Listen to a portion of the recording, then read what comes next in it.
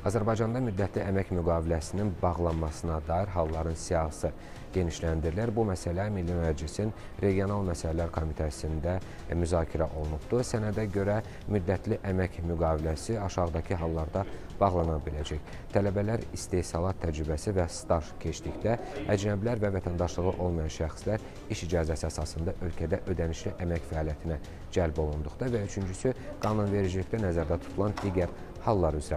Bununla yanaşı, Azərbaycanda işçilərin işdən azad olunması qaydasında da dəyişikliklər edilibdir. Dəyişikliyə əsasən icbari tibbi müayinə ilə bağlı verilmiş tibbi rəydə işçinin əmək funksiyasının yerinə yetirilməsini əks göstəricilər aşkar edildikdə o işdən azad edilə bilər. Həmçinin işçi müəyyən olunmuş qaydada əməyin mühafizəsi üzrə təlimdə iştirak etməkdən və biliyinin yoxlanmasından boyun qaçırdıqda və əmək vəzifəsinin pozulması hallarının aşkar edildikdə işdən azad ediləcəkdir və işə götürən işçinin işdən kənarlaşdırılması barədə əmrini vaxtından əvvəl ləğv edə bilər.